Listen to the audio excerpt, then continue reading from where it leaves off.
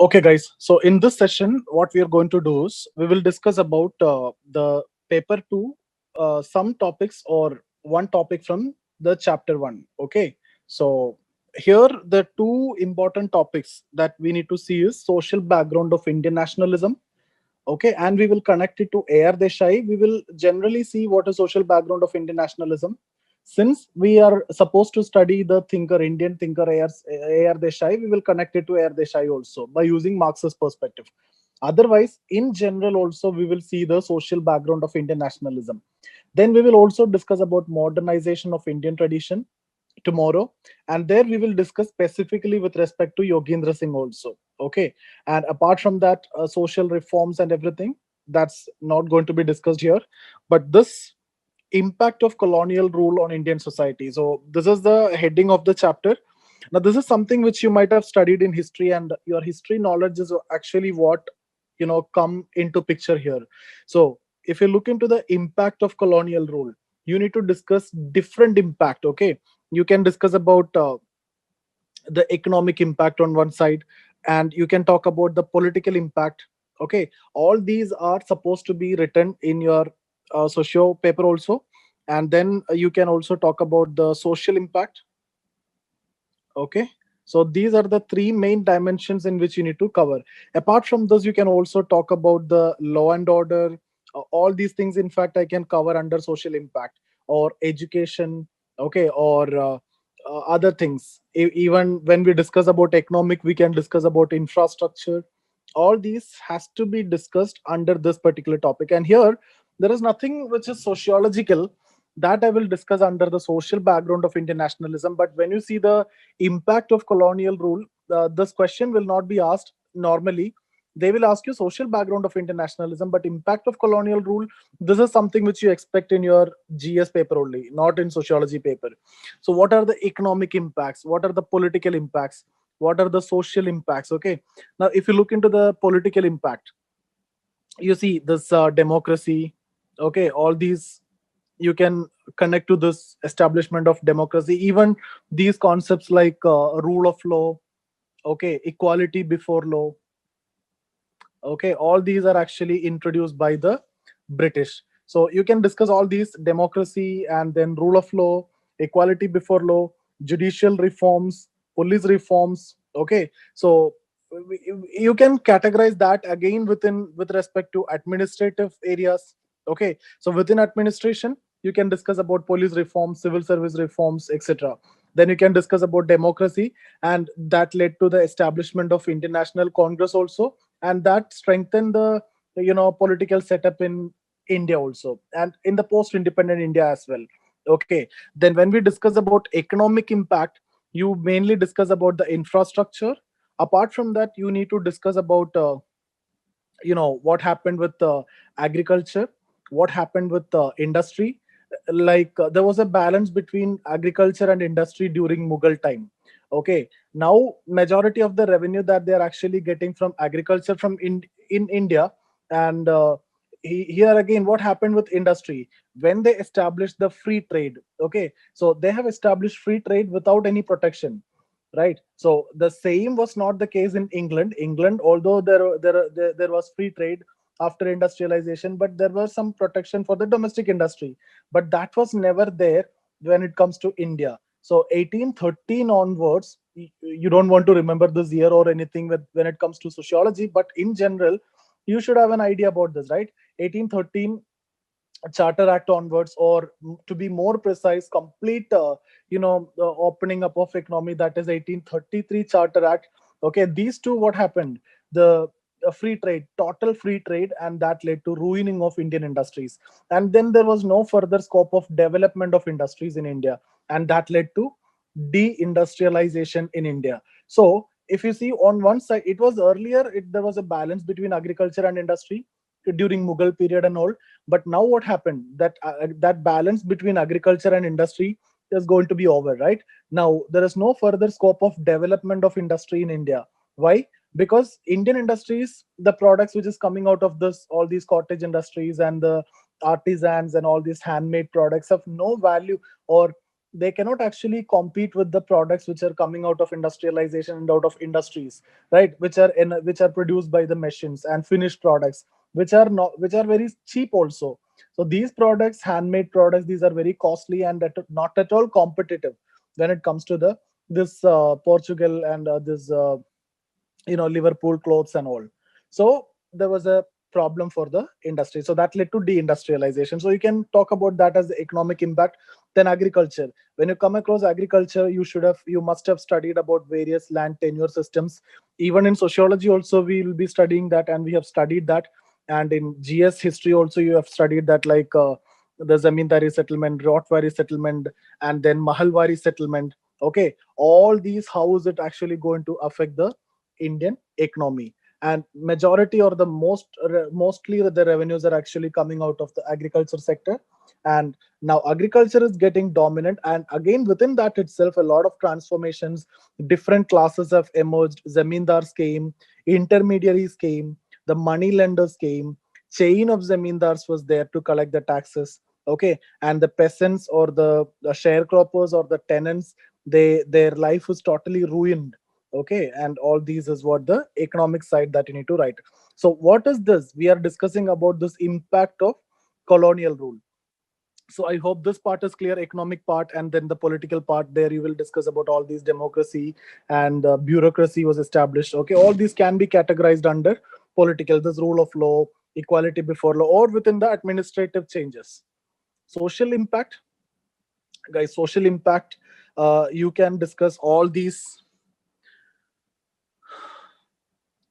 Okay, you can talk about the with respect to sati, widow remarriage act. Okay, so these all are connected to social impact. So you can take it in a positive way also. There are a lot of good things also when it comes to the British rule in India. So anti sati resolution, and then widow remarriage act. And in fact 1857 revolt is also related to some of the cultural reasons, right? All these are actually one of the reason for, if you see the socio religious reasons for the 1857 revolt, mainly you're talking about this anti-sati resolution, widow remarriage act, etc. Right? Why? Because this upper caste Hindus started feeling, or they started thinking that the Britishers are unnecessarily interfering in their religion and their beliefs. So that is actually one of the most important reason for 1857 revolt. And the this what I've taken is from the Nitin Sangwan, that essential sociology. There, he will always writing it as first national war of independence, but all of you know that it is not national war of independence, and you don't want to write it like that also. It is just 18, you can just simply write it as 1857 revolt. Because why it is not national war of independence? Okay, who said that it is national war of independence? Savarkar, right? So actually he is not a historian. Now if you see from historian's perspective or the scholar's perspective, this is neither the first nor the national war of independence. Before this also there were a lot of other events which has happened which challenged the British, but this was one of the major one. Then why it is not national war of independence? Because there is no concept of nationalism. Different people are fighting for different reasons. Jhansi is fighting for one reason, right? Bahadur Shah Zafar is fighting for one reason. Hazrat Mahal is fighting for another reason. So people are fighting the war for different reasons. And what would have happened if they won the revolt is a hypothetical question. So there is no question of nationalism. There is no question of commonality. Only common thing there was actually the common enemy, that is the British. Otherwise, there is nothing. But here there are socio-religious reasons. What is that? I'm talking about sati, widow remarriage. You also discuss about education, not as a reason for 1857 revolt. I'm talking about the impact of colonial rule. So, and further, when you discuss about education, you can talk about Macaulay Minute, you can talk about Hunter Commission, you can talk about Wood's Dispatch, and all these are part of your history.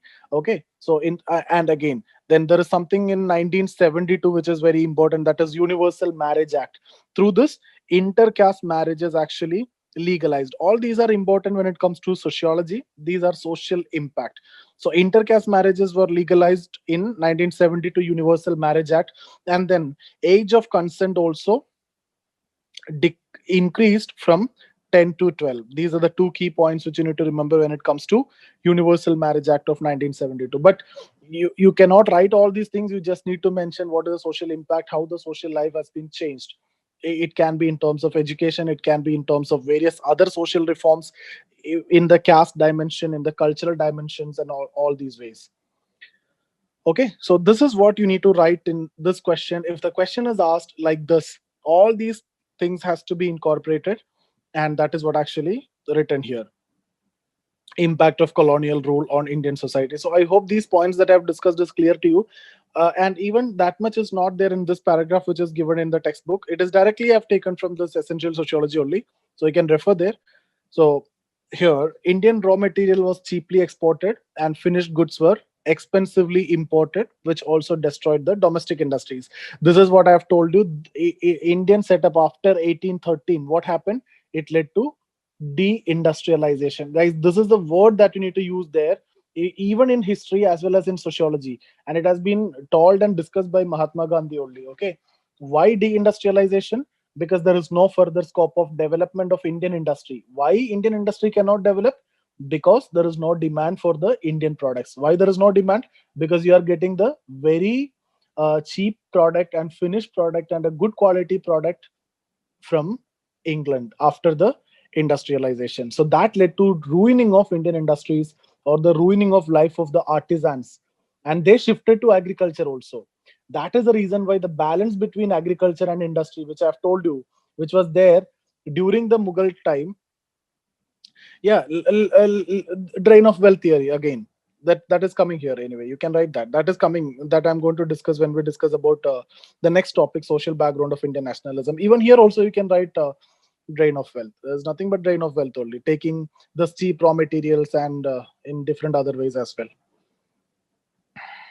Okay. So what happened? The savings have actually come down drastically. Okay, and less than 3% of GNP. Even this saving was misappropriated by the colonial rulers in the form of economic drain and their expenses, military and administrative expenses. While free trade was established with India, no protection was given, and then that led to deindustrialization. Okay. Similarly, all these poor investment and lack of modernization of agriculture led to poor produce and stagnation. Moneylenders have emerged, landlords, middlemen made the situation worse. That too, find exploitation of sharecroppers and tenants and laborers easier than investing in agriculture. See, guys, landlords mainly, I'm talking about zamindars, right? After the zamindari settlement or the permanent settlement. When I say the middlemen, you will see middlemen in zamindari areas also, in other areas also, but middlemen are actually more dangerous when it comes to zamindari areas. Okay, so if the zamindars were abolished, or if the zamindariship was taken out from one person, guys, there was a law, 1794 sunset law. Under this, if the zamindar is not able to pay the tax to the state, the zamindar will be evicted. So new zamindar will come. Okay, and he may be an urban merchant or a trader, so he will appoint another person to collect. This is how the middleman is coming.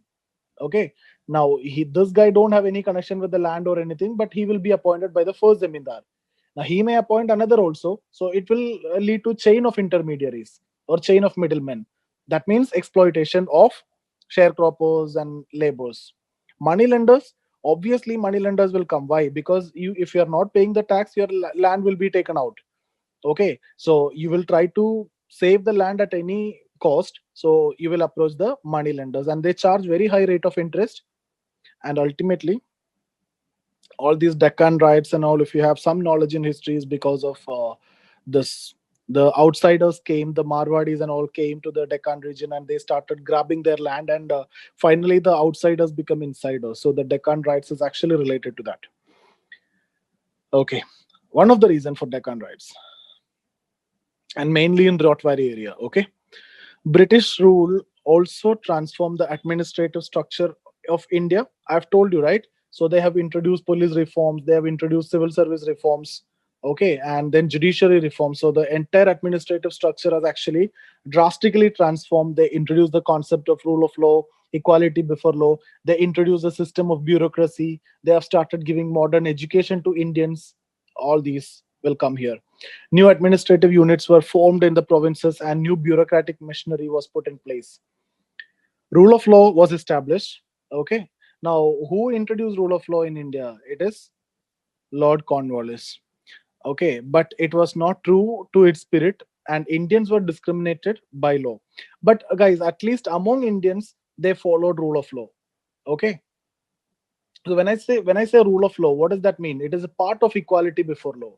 Okay, rule of law is actually part of equality before law, and then the main principle of rule of law is nobody shall be punished without violating any law, and it has to be proved in a court of law also. That is a main principle. Okay, political system was also impacted as the ideas of democracy and equality also took roots in India. When it comes to the cultural sphere, you can discuss about education, missionaries. So missionaries started coming to India from 1813 onwards, especially after the Charter Act. They allowed the missionaries to come and practice in India. Before that, missionaries were not allowed. They were not here. Now 1813 onwards, missionaries started coming and they started practicing or preaching in India. So they started preaching the good messages of Jesus Christ. They were allowed to preach the good messages of Jesus Christ.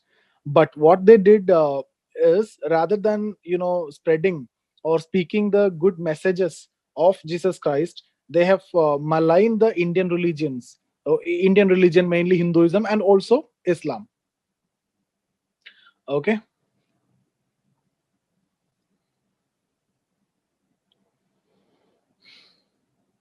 Now, bureaucratic setup means they have introduced this police reform, judicial reform, civil service reforms, etc.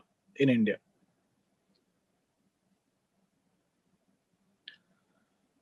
Okay, so this is what you need to mention about, and this bureaucratic setup, the discussion we have done in the beginning, the same thing I've discussed in the beginning today. Social background of Indian nationalism, that is the next topic. So guys, I'm expecting that in case if you get a question on this, you will be able to answer more than what is seen in this. I have explained it. So if you would have taken down the notes which I've discussed in the beginning, you have more content than what you can see here. Okay, so that is what, even using your history knowledge only, you can write all these topic, but the chances of getting a question from here is very, very less. In case if they're going to ask you some question, what they will ask you is from here only. These are the two topics from which you will get question from chapter 1 of paper 2. So the two question, one is related to social background of internationalism. Okay, and we mainly connect it to AR Desai. Guys, why we are connecting it to AR Desai is because he discussed about this and he has wrote a book on the social background of internationalism.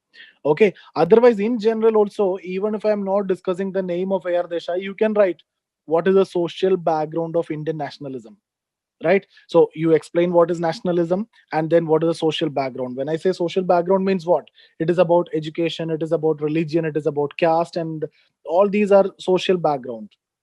So even without mentioning AR Desai, you can actually discuss about social background of Indian nationalism. Similarly, when we discuss about modernization of Indian tradition, that is the next topic. There we connect it to Yogendra Singh because he has wrote a book on it, modernization of Indian tradition.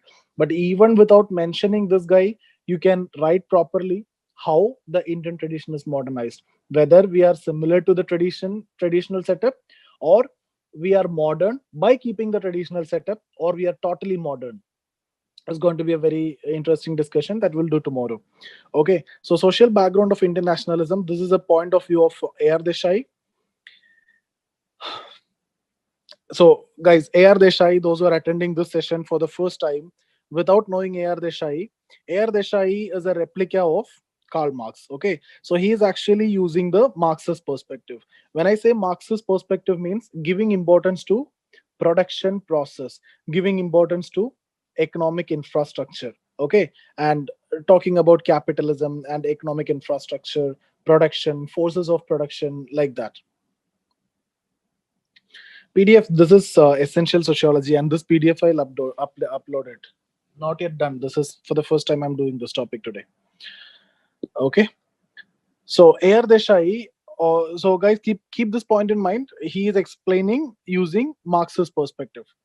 So AR Desai, on the other hand, on one hand, or he's considering Indian nationalism as a product of material conditions.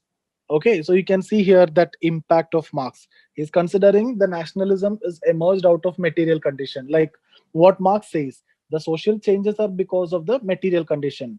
Any development is because of the changes in material condition. So in India, nationalism is developed because of the changes in material condition. Now, who brought these changes in material condition? It is the British who brought the changes in material condition. How they brought these changes? Now you explain all those things we have discussed just before, whether it is education, whether it is economic policy, whether it is a political policy, whether it is a administrative setup, whether it is a judiciary setup, all these things, whether the land revenue setup, all these things you need to explain. So the point here is, what has happened? There was a change in material condition. Who brought this change in material condition? It is the British who brought the change in material condition. What are those changes? Explain that, and explain how nationalism actually emerged. That's the structure. Okay, so it is a product of material conditions in India, and nationalism was non-existent before the arrival of British. Guys, exactly that is what I've told you. 1857 revolt. Why we cannot say this is a national war of independence? We cannot say this as national war of independence because there was no concept of nationalism at this point of time.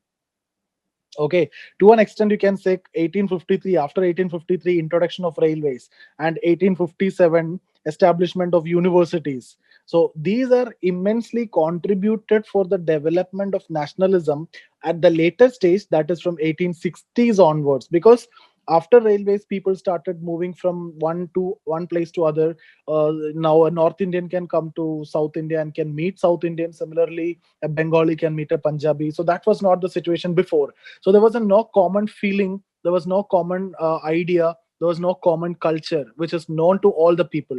But now, because of universities and because of railways, post 1860s, you will see emergence of nationalism in India.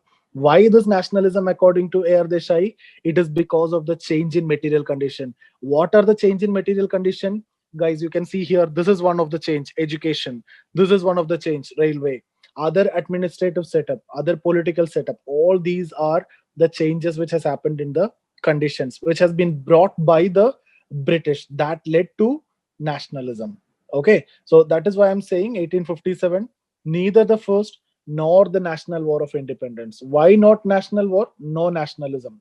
Nationalism started emerging during this time, 1860s, and it culminated into its peak during Lytton's time because of his reactionary policy, and formed Congress in 1885. So, hope this point is clear.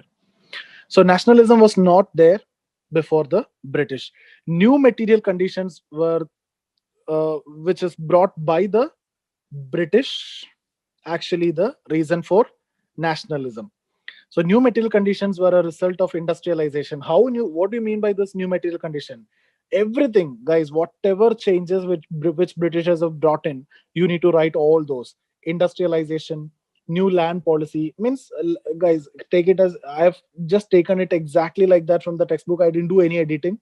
When I say new land policy, you write it as land tenure policies. Okay, so you have already studied, some of you, and some of you are yet to see this land tenure policies which has been brought by the British. What are that land tenure policies?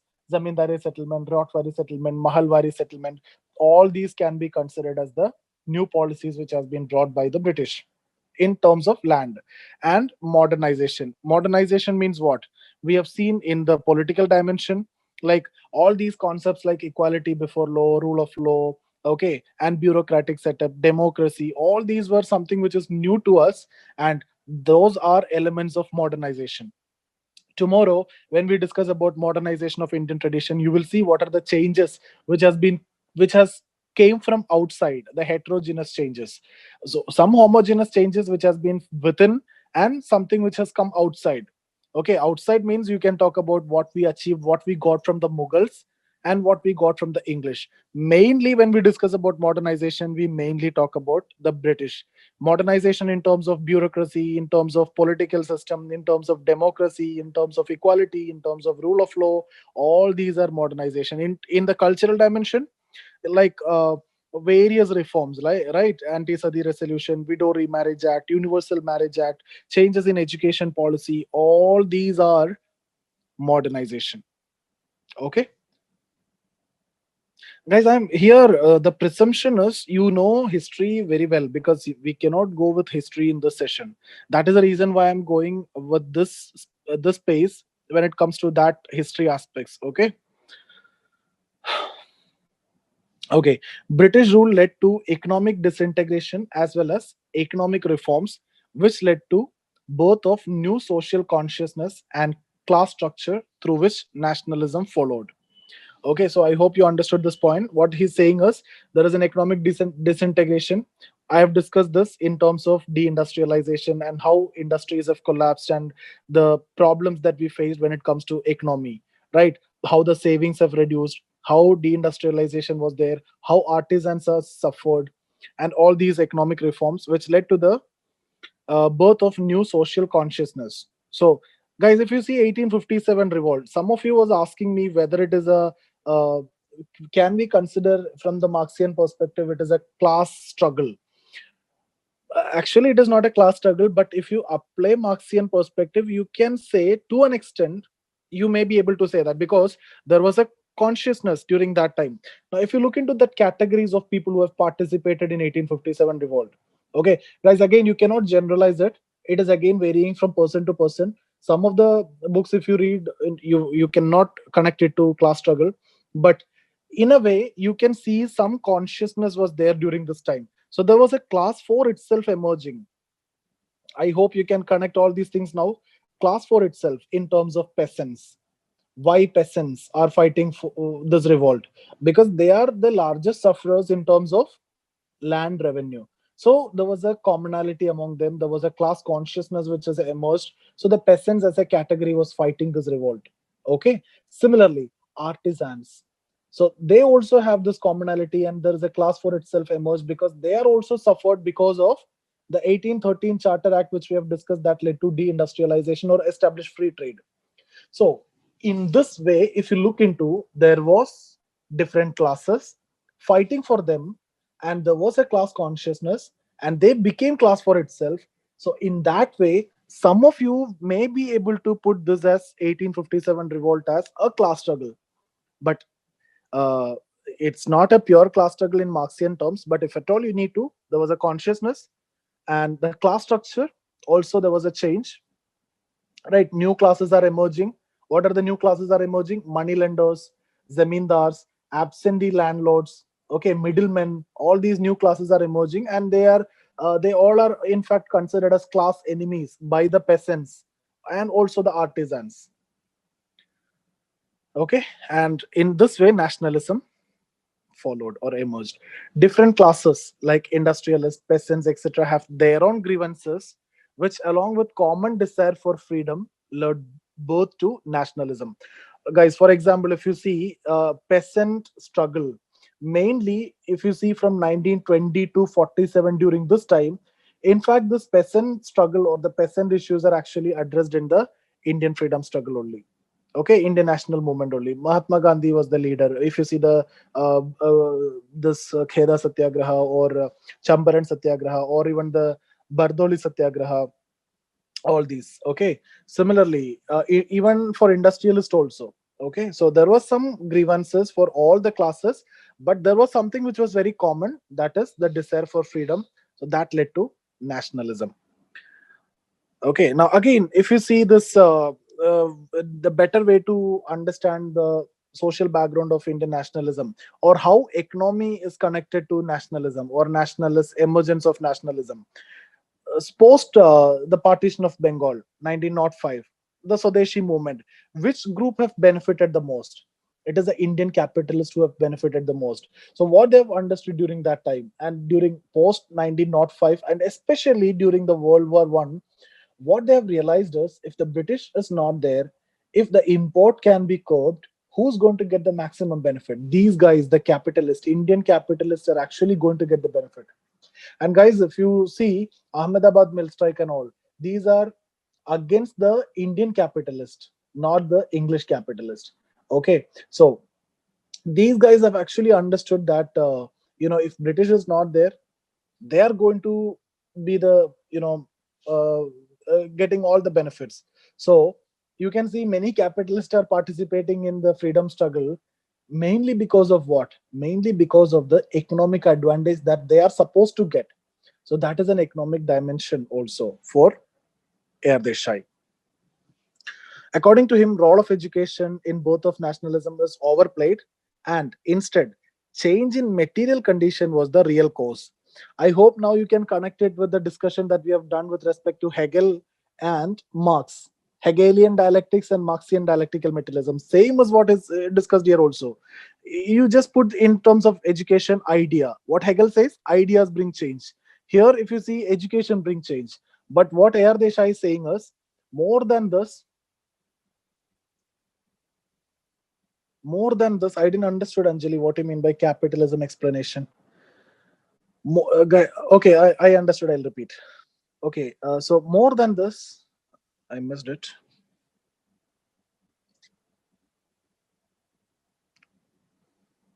Yeah, what we were discussing, the according to him, role of education in both of nationals, yeah, overplayed, and instead change in material condition. Okay, so this is, guys, this is what Marx says, right? Change in material condition is actually the reason for change.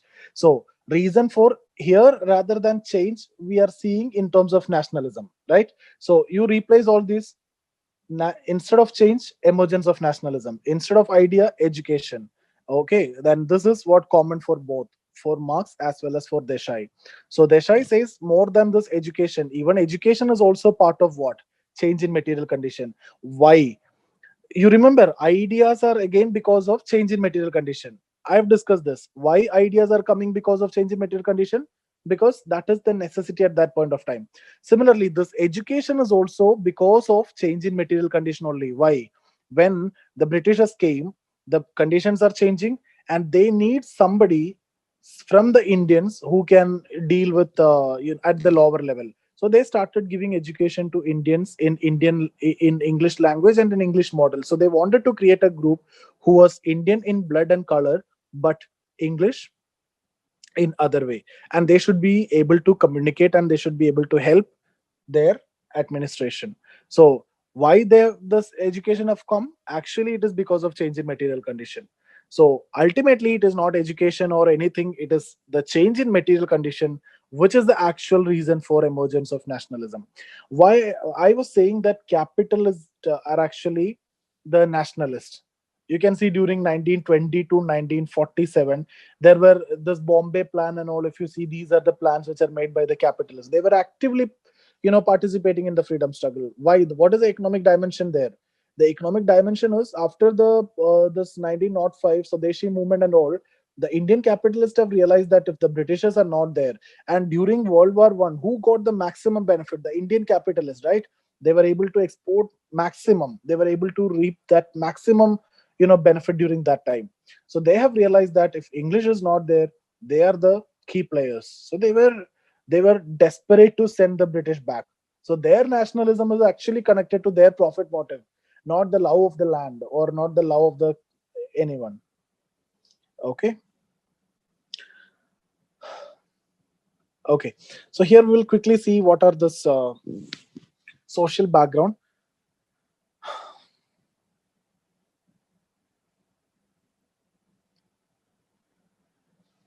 Yeah, mid 20th century, as you're asking, mid 20th century is what we need to discuss now in detail. So when I say mid 20th century, I think you're discussing about this phase, 1910 to 1947, right? So mainly 1916. Actually, I can say, when you say mid 20th century, the emergence of nationalism, it is because of Mahatma Gandhi, arrival of Mahatma Gandhi. So till Mahatma Gandhi, even there is Indian National Congress and all is present, but nationalism, even then, it is not across India. It is not across all Indians. Uh, even those Indian National Congress is there, various movements is there. It was still considered as part of middle class section or the intelligentsia, those particular section. So the nationalism, we cannot say it is complete in India, but after Mahatma Gandhi, each and every corner he traveled, and he was able to mobilize the masses, the women, the lower caste, and every section of Indians. So post independent, post 16 or post arrival of Gandhi, that nationalism is what we need to discuss more here. Different caste, different sections, different religion are participating. Colonial rule unified all of the India for the first time. Okay, economically, otherwise you know the condition, administratively, and through vast communication network, and brought in the forces of modernization and capitalistic economic change. So it is they who only brought this capitalist system set up in India, even in agriculture also. Okay.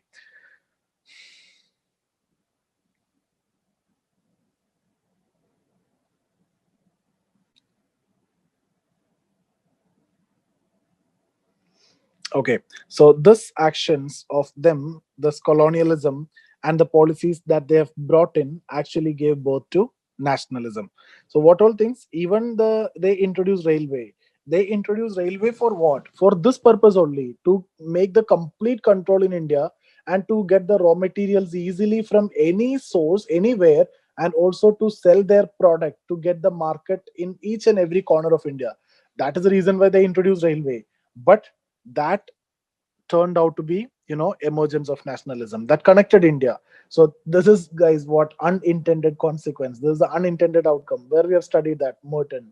Okay, negative for English. So this itself will tell you unintended outcome, positive and negative. Positive for whom? Positive for Indians. Negative for whom? Negative for the English. Okay, now if you see here, positive for Indians, is it truly? No. For Indians also, it is negative. Why? Because Indian industries are ruined. So, in a way, it is positive and negative for Indians. Okay. Now, when I say positive, not only for Indians, for British also, because it connected India and administration becomes so easy for them. So, positive for both, negative for both. But unintended consequence.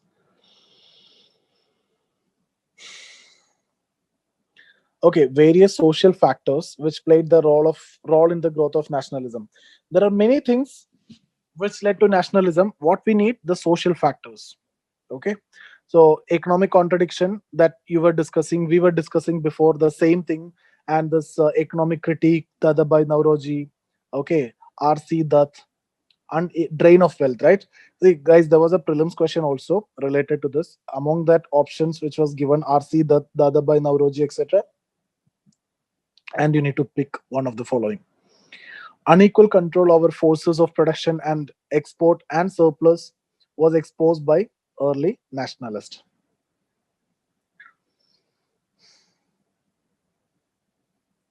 Political awakening.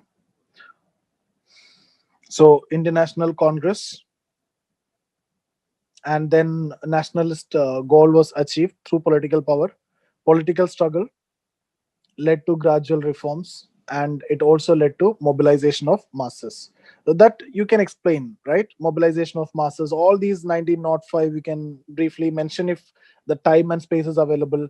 1921, 1931, 1942, Swadeshi movement, non-cooperation movement, civil disobedience movement, quit India movement. Guys, first chapter is all about history only. Okay, so if you have good command in history, this chapter is going to be very easy, because colonial rule, impact of colonial rule itself is the heading. So this is the first topic, social background of Indian nationalism. Okay, then the reforms during colonial period, struggle during colonial period, like that is the topic. Role of charismatic personality, that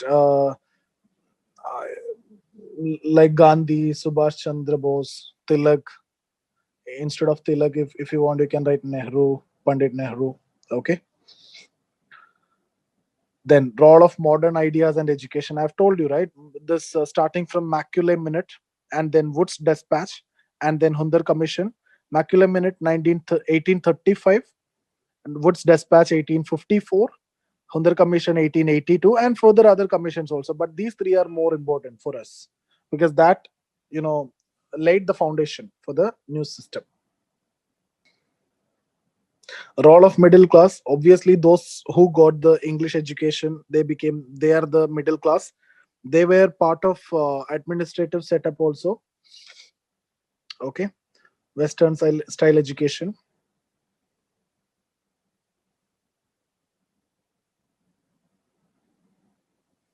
Cultural revolt, I've discussed during 1857 how the cultural identities, I've told you one of the most important reason for 1857 revolt, that is socio-religious reason. This abolish, sati resolution, anti-sati resolution, widow remarriage act. Okay, all these are the socio-religious reason. Other than that, also like when you when it comes to military, also some religious and cultural reason is there, right? The postings and transfers. So if posting abroad means you have to cross the sea and you will lose the caste, so that is also related to cultural identity. Caste is something which is considered as one of the most important cultural identity for anyone. And the upper, most of the army members, if you see, they are from the upper caste, so they don't want to lose their caste. Similarly, the Muslims, obviously Greece cartridge issue that everybody know. Apart from that, the Muslims were not allowed to have this beard. That's part of their culture. The Sikhs are not allowed to have this, turban. Okay, like that. Okay, reformist and revivalist agenda. When I say reformist, you will talk about Raja Ram Mohan Roy. Okay, the Brahmo Samaj. Similarly, you will talk about Pratana Samaj also. This is from Hindu side. You can also talk about Sir Syed Ahmad Khan. Okay, from the Muslim side, the Aligarh movement. Okay, or Ahmadiyya movement. All these you can write from the reformist side. Revivalist side, from Hindu side, you can talk about Arya Samaj, and Muslim side you can talk about Wahhabi movement. Okay, not getting into the details of that, that's actually not required here. AR Desai saw socio-religious movement as an expression of national awakening due to, see here, contradiction between the old value system and new economic realities.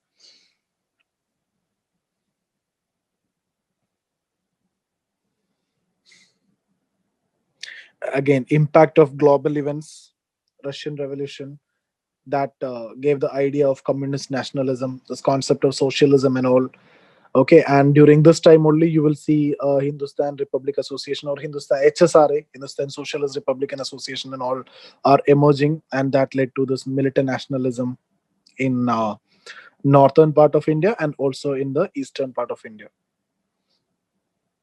Communalism also played a important role here. Communalism means, when I'm talking about religious point of view, like divide and policy, Muslim League, Hindu Mahasabha. Okay.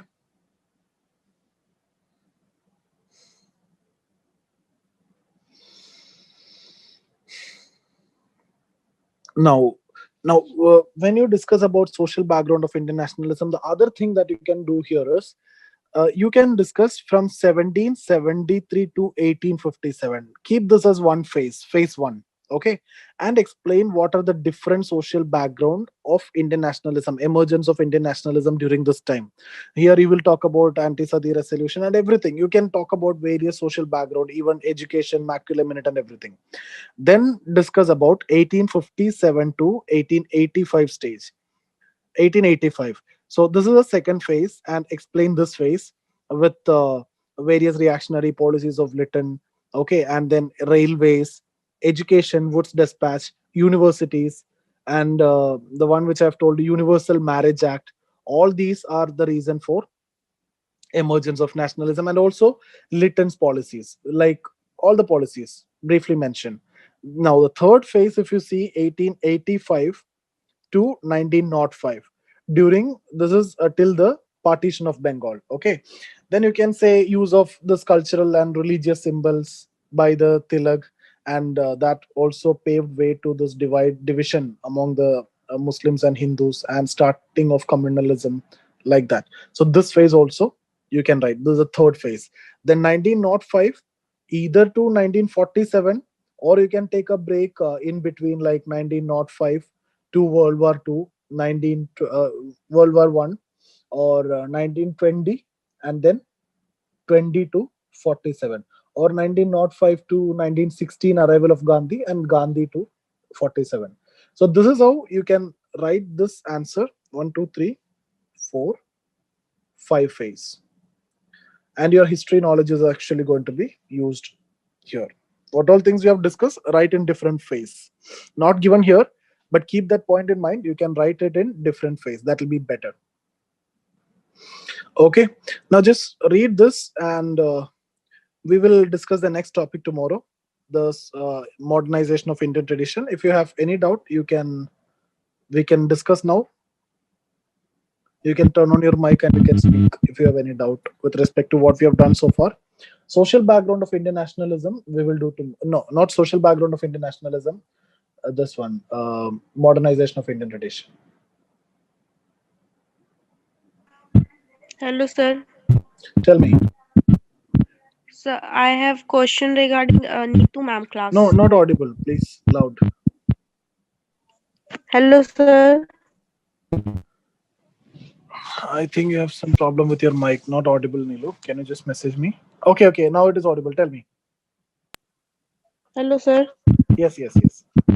So I have the question regarding Neetu ma'am class. And Neetu is not taking now. I'll let you know once she take the class. Okay, sir. Or just message me. I'll share her number. If she's taking a class, you can just contact her. Okay. Okay, sir. Yeah, I think she's taking, but only her students are there now. In fact, the thinkers part is over, so that's the reason why I don't know. Yeah, PDF file upload in the app itself today. No, social background of Indian nationalism. If the question is asked, you need to write everything, and then go with specific to AR Desai also. AR Desai is only talking from economic aspect and the material condition. Discuss both, general also, and then AR Desai also.